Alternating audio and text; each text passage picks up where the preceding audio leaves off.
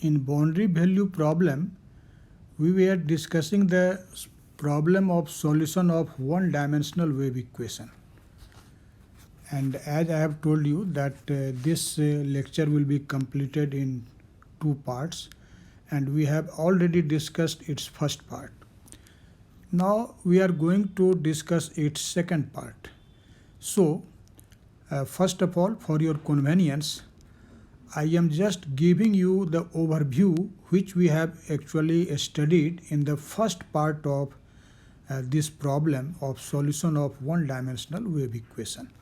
So I have mentioned all the results which we have discussed in the previous lecture, and you can see the one-dimensional wave equation is defined in this way: del 2 psi by del x square equal to 1 over v square del 2 psi by del t square. This is actually the one-dimensional wave equation, and you know here x and t are a space coordinate and time coordinate, and psi is the wave function.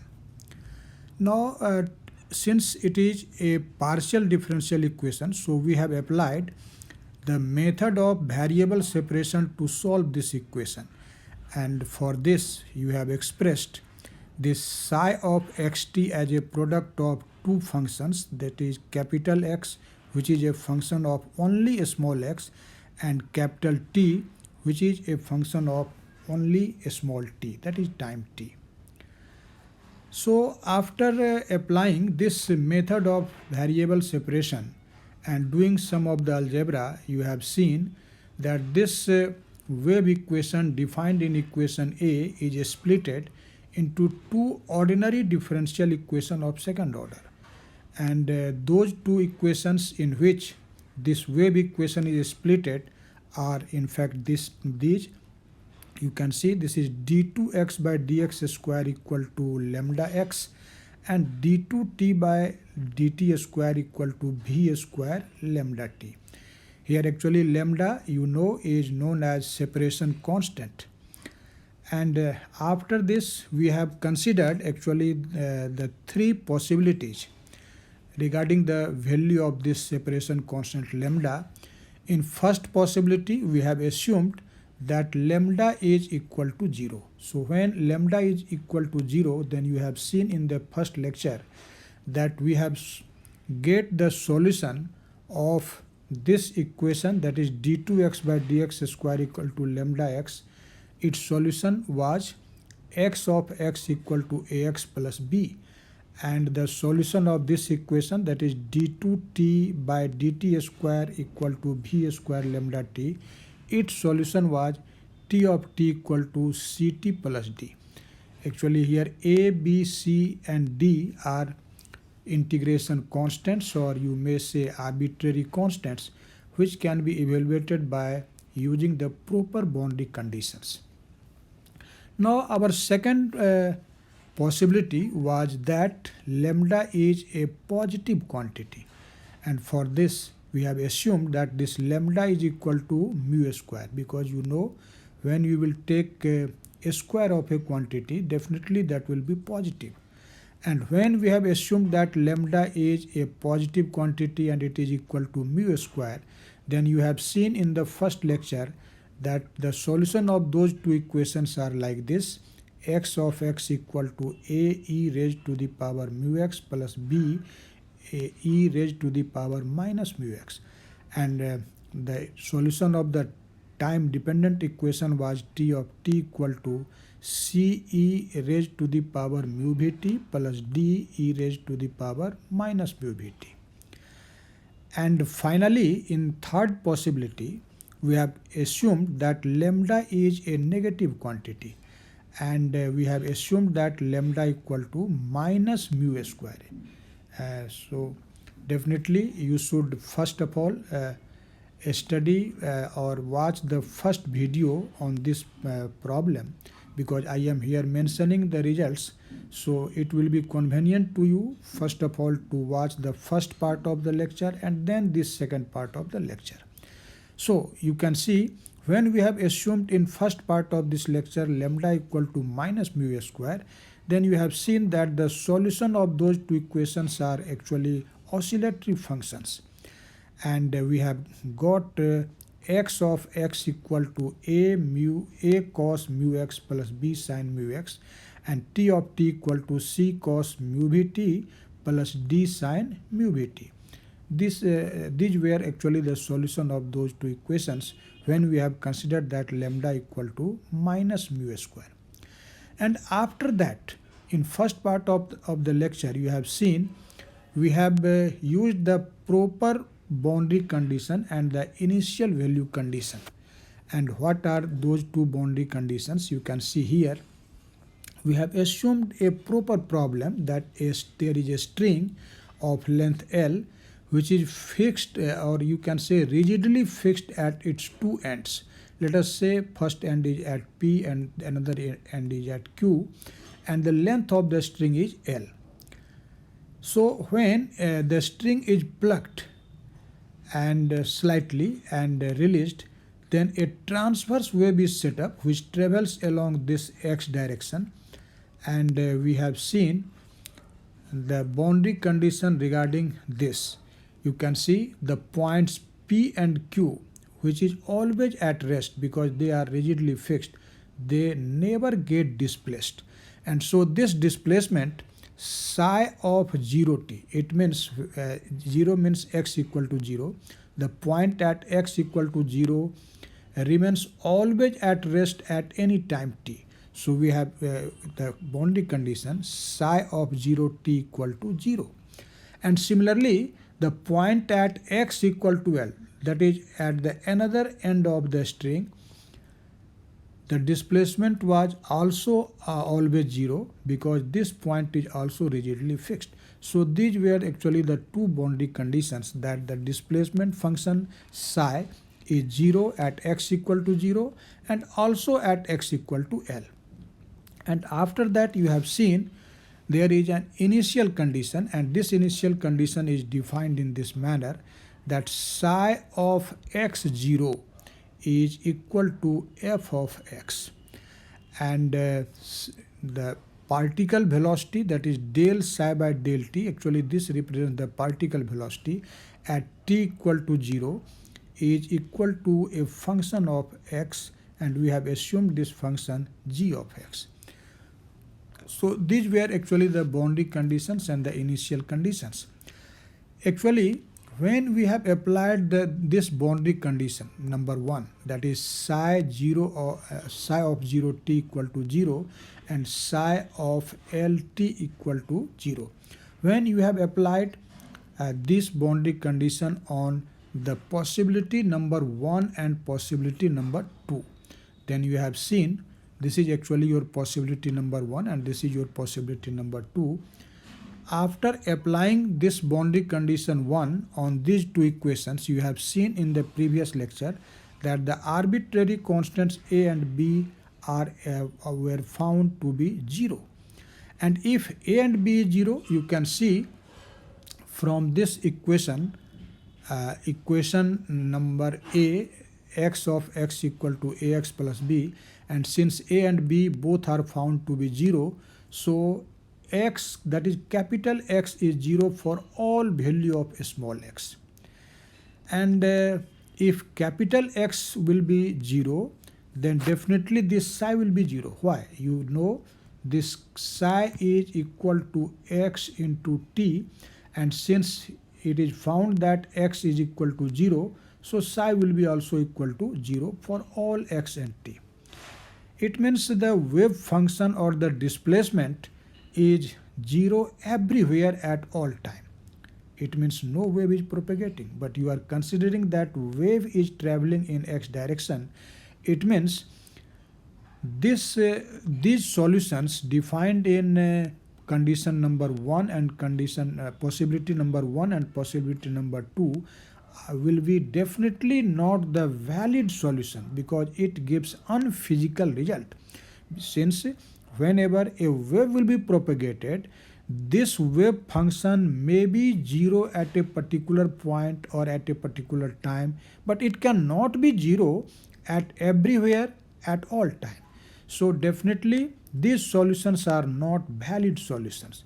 So there is only one choice now. You can see here this third choice remains left, and so definitely the solution of the wave equation will be just which have been defined in this equation C.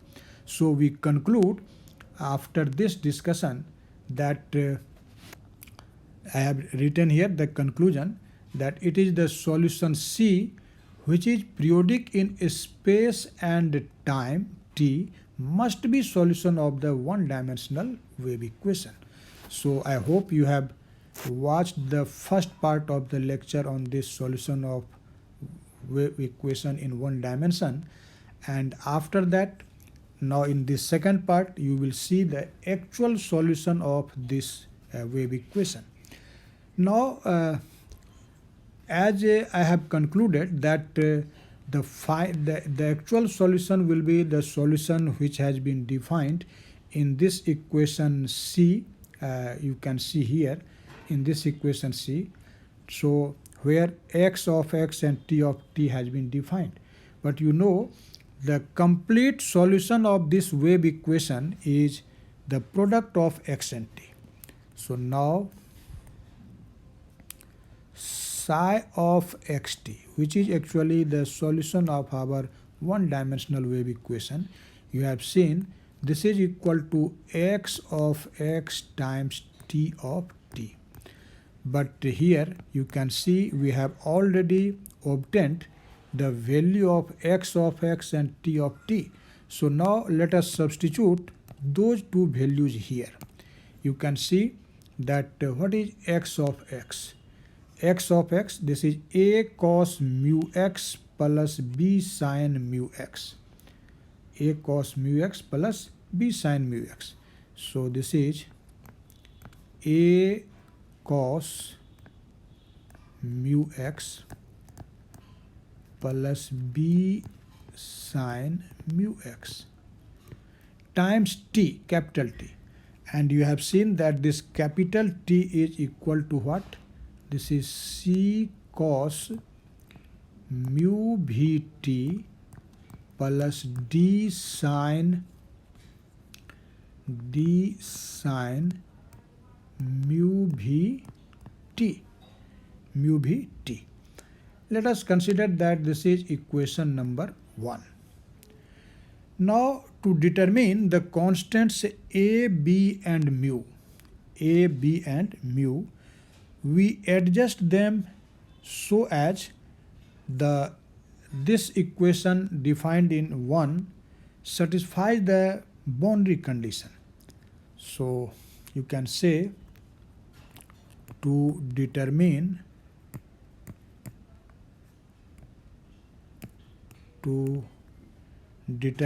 the constants,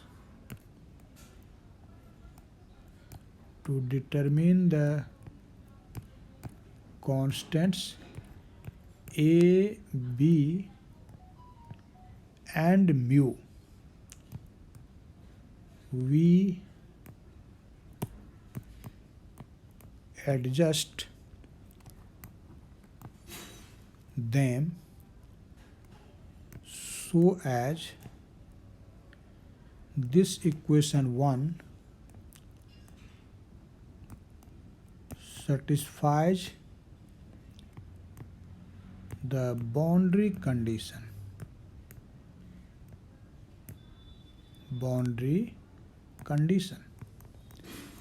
And you can see what is our first boundary condition. You can see here our first boundary condition is psi of 0t is equal to 0. So we will apply this condition here, that psi of 0t, when you say psi of 0t, it means you are taking x equal to 0. And since according to the boundary condition this is equal to 0, so this is 0 and that will be equal to what? We will simply put x equal to 0 in RHS of this equation 1. So you can see this will be a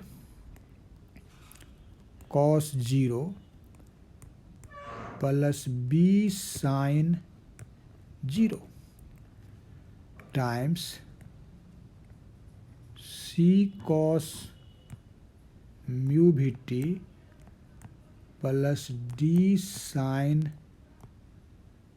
mu Vt. And so you can see this is 0 equal to, since cos 0 is 1, so this is in fact A. But sin 0 is 0, so this will be A times C cos mu Vt plus D sin mu Vt. Now you can see that for a particular value of t, this cos mu Vt may be 0, this sin mu Vt also may be 0, but for a particular value of t. But it is not possible that for all values of t, these cos mu Vt and sin mu Vt will be 0. It means this second factor inside the bracket cannot be 0 for all values of t, but our result is always 0. So what does it mean? It means since this factor mu cos C cos mu Vt plus D sin mu Vt may or may not be 0, but as the result is 0, so definitely one of the factors must be 0. So it means what? It means A must be equal to 0, because if the product of two quantities is 0, at least one of them must be 0. Since this factor inside the bracket may or may not be 0, so you can say that this A must be equal to 0. So from here we get that the constant A is equal to 0. I hope you have understand this step clearly. Now we will apply the second boundary condition. So you can see what is our second boundary condition. You have seen that second boundary condition is psi of Lt. It means the value of psi at time t at a position where x is equal to L. This is also equal to 0. And so in RHS of this equation, psi of xt equal to this much, now we will put x equal to L. So our result will be what? This you can see will be in fact A cos mu L. A cos mu L plus B sin mu L into C cos mu Vt plus D sin mu Vt. You can see. Now we have already obtained that this constant A is 0. So this first term is actually 0. You can see here. So 0 is equal to 0 plus mu B sin mu L times C cos mu Vt plus D sin mu Vt. And so you can say this 0 is equal to B sin mu L times C cos mu Vt plus D sin mu Vt. And as you have seen earlier that I have given the argument that this factor may or may not be 0. It may be 0 at a particular time, it is possible, but for all time this cannot be 0. So definitely this second factor should be equal to 0.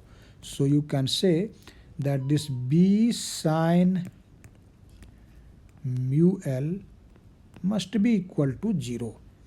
But as you can see that this constant b cannot be 0, because you have seen in the previous lecture, and I have also discussed in this lecture too, that if both a and b will be 0, then psi will be actually equal to 0 at all x and at all t. So this b cannot be 0. So since b cannot be 0, so what will be the result? It means sin mu l must be equal to 0. As you can say that b cannot be equal to 0. So our result is sin mu l is equal to 0. So if sin mu l is 0, now you can write the general value of this mu l. You know, if sin theta is 0, then theta's general value is n pi. So here mu l will be equal to n pi. Or you can say that if mu l is equal to 0, then what will be mu? You can find the unknown constant mu here. This will be equal to n pi divided by l.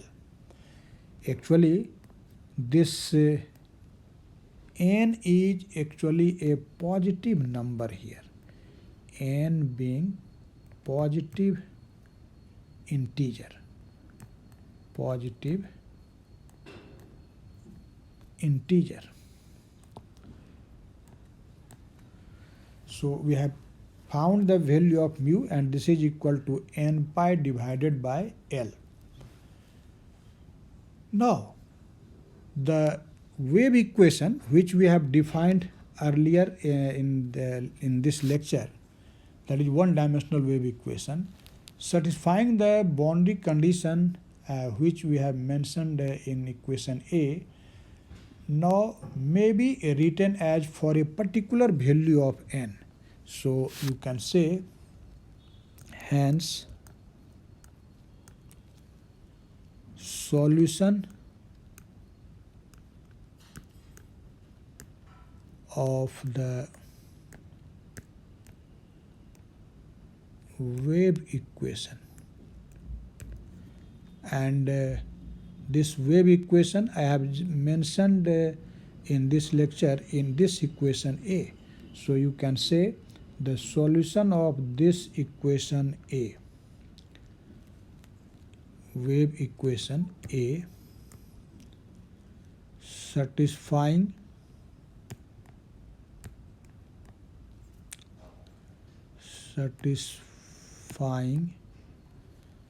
the boundary condition.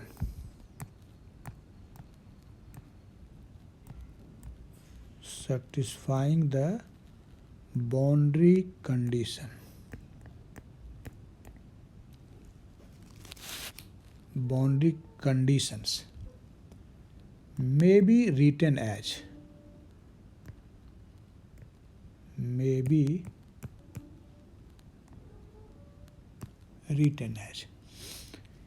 you can write for a particular value of n. Let us say n equal to n, and for n equal to n we write this wave function psi n of xt, and for this you can write now constant c will be now written as cn cos, you know, this is cos, sorry, here is actually a, so, and a is actually 0, so we should not write a cos mu x term. We will only write the term, we should write the second term. First of all, I am writing the second factor. This is Cn cos n pi Vt over L. You know, here is actually mu Vt, and mu you have obtained here. You can see mu is equal to n pi over L. So n pi over L at times Vt. and plus dn sine n pi Vt over L, and times sine n pi x over L. Because A, you have found that A is equal to 0, so the cosine term in terms of x is omitted here. And now let us say this is equation number 2. Now we will apply the initial condition. You have seen what is the initial condition. You can see here. This is our initial condition defined here. Psi of x0 equal to fx, and del psi by del t at t equal to 0 is equal to gx. So now we will apply this initial condition. So now applying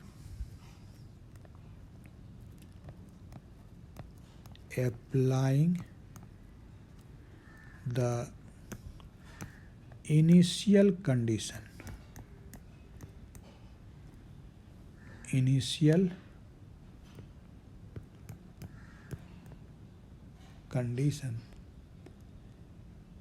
in equation 2. So when we will apply this initial condition in this equation, you can see psi of x0, this will be equal to what? Here actually we have to take t equal to 0. So you can see this will be Cn cos 0 plus dn sin 0, you have to take t equal to 0, times sin n pi x over L. And you know this cos 0 is equal to 1, this sin 0 is equal to 0. So this is simply Cn sin n pi x over L. And you can see that actually this function psi of x0, which is equal to this much, you can see this is actually only a function of x. So you can write this f of x. And again, the second initial condition you have seen just now, that this second initial condition says that del u by del t, del psi by del t at t equal to 0 is equal to g of x. So, and what will be this del psi by del t at t equal to 0? Actually, to get the value of del psi by del t at t equal to 0, first of all, differentiate this equation number 2 with respect to t, and after differentiating this with respect to t partially, you should put the value of t equal to 0. So let us see here. First of all, we will differentiate it. So you can see the differential coefficient of this cos n pi Vt over L will be equal to what? This will be actually equal to minus n pi V over L, sin n pi Vt over L. And Cn is there, so we will write Cn times sin n pi Vt over L. And I am writing the remaining term in effect in second page. So you can see here, this will be del psi by del t at t equal to 0. What will be this? Actually, let us omit this term here because in lack of a space I have not written the complete equation. So I am erasing it and writing the same thing in another page. You can see here that this del psi by del t at t equal to 0 will be what? Yeah, as you have seen, we will differentiate that equation, and that will be minus n pi v over L Cn times sin n pi Vt over L, and second term is what? You can see second term is dn sin n pi Vt over L. So its differential coefficient will be plus n pi v over L times dn and cos n pi Vt over L at t equal to 0. At t equal to 0. And again, the second factor is n sin n pi x over L. Since we are differentiating partially with respect to t, so this factor sin n pi x over L will be treated as constant. So let us write it at each. So this is sin n pi x over L. Sin n pi x over L. Now you can see that when we will put t equal to 0, you can see here this sin 0 will be 0, so the first term will be 0, and plus, and since cos 0 is 1, when you will put here t equal to 0, there will be cos 0, and cos 0 is 1, so this will be n pi v over L times dn times sin n pi x over L. So what is our result? You can see this is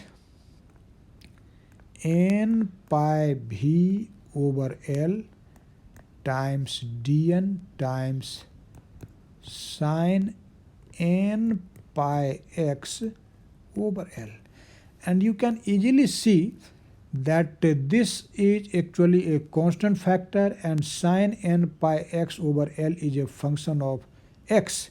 So you can say that this del psi by del t at t equal to 0 is equal to simply a function of x.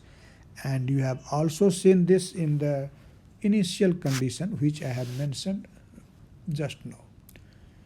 Now it is notable that a mere single term as solution will not satisfy this function psi of x0, because this is a solution for a particular value of n, and so this single term cannot give the complete solution, and so actually we will linearly combine all those solutions of the wave equation to get the actual solution. So you can say that the linear and homogeneous the linear combination of the solution like this will give the actual solution. And why? In fact, you know the solution which I have mentioned earlier, that this psi of xt is equal to x of x times t of t. You know this can be simply written as xt. Actually, this solution which I have mentioned earlier is actually linear and homogeneous. And since it is linear and homogeneous, so it indicates that the sum of any number of distinct solutions like this is also solution of the wave equation. And so the required solution of the wave equation must be the sum of all those solutions. So you can say, I am just writing this fact for your convenience here. You can see that the solution psi equal to x times t is linear and homogeneous. Linear and homogeneous. And hence it indicates that the sum of any number, sum of any number of distinct solutions of the wave equation, which I have defined in equation A, you can see, is also solution of A. Solution of A. And so you can write, actually this psi of xt will be equal to summation n equal to 1 to infinity Cn cos n pi Vt over L plus dn n pi Vt over L times sin n pi x over L. Actually, this is the complete solution of the wave equation. Actually here, this Cn sin n pi x over L, this is actually equal to fx, you have seen. Here you have seen that Cn times sin n pi x over L, this is actually a function of x. You have just seen it. See here, we have obtained that this Cn sin n pi x over L is equal to fx. And similarly, we have also seen that actually n pi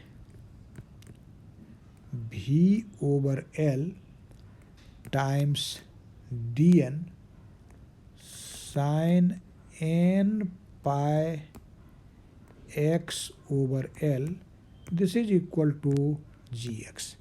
You have seen just now. So actually the solution which we have defined here in equation B satisfies the boundary condition which I have mentioned earlier, and hence together with the boundary conditions or the initial condition, you can write the value of this wave function when x equal to x and time t equal to t.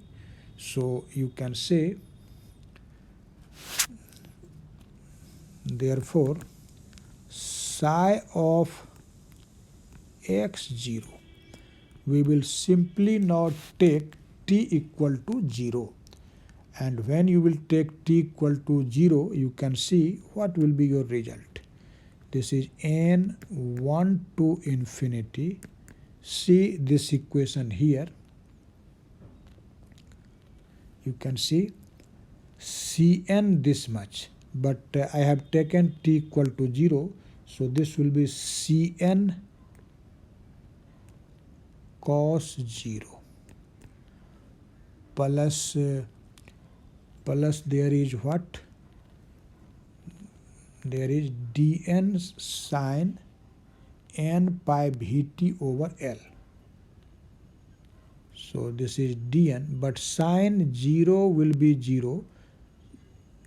This is sin 0 times sin n pi x over L.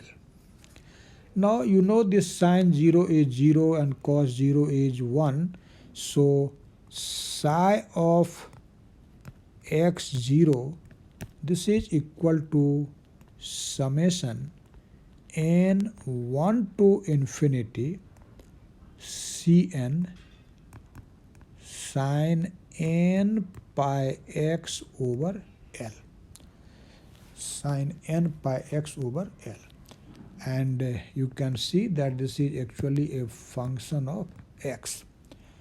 And again we will find the value of del psi by del t at t equal to 0. And you can see this will be actually equal to summation n 1 to infinity n pi L, sorry, n pi v, not L, n pi v over L dn sin n pi x over L. And this is simply function of x, gx. In fact, RHS of this equation, let us say this is equation number C. So you can see the RHS of this equation C being the Fourier expansion. These the RHS of equation C are actually the Fourier expansion. You have definitely studied the Fourier series, and so it is clear that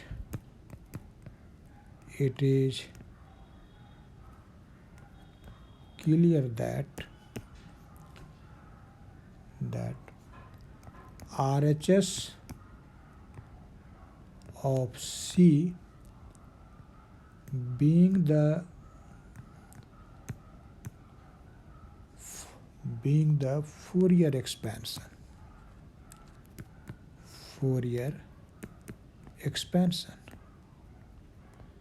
And so you can write what will be the expression for Cn and Dn. On the basis of Fourier expansion, you may define it. Therefore, you can write this Cn is simply equal to 2 over L integral 0 to L f of x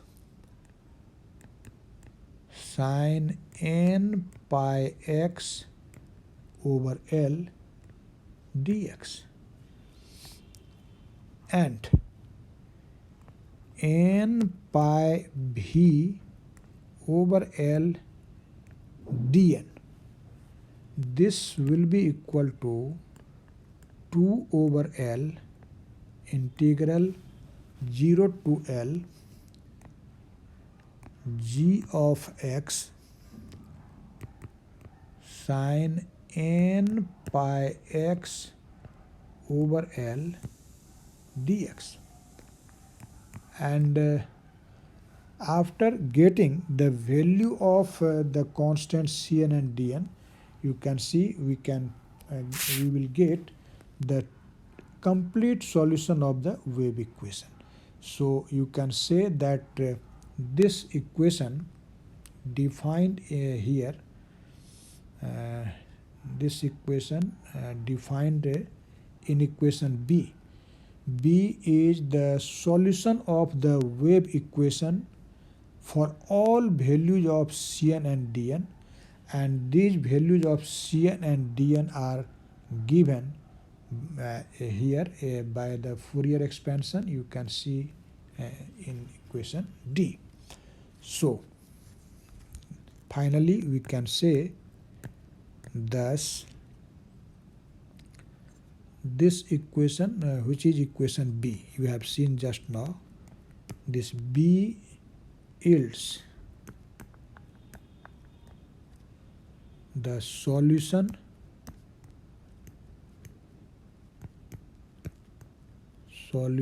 of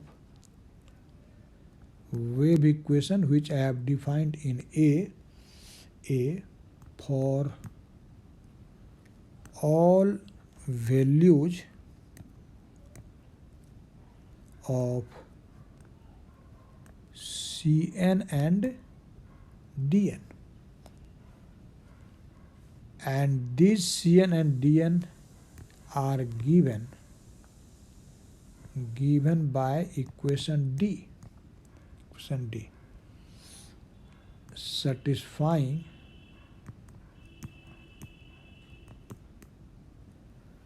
the boundary conditions.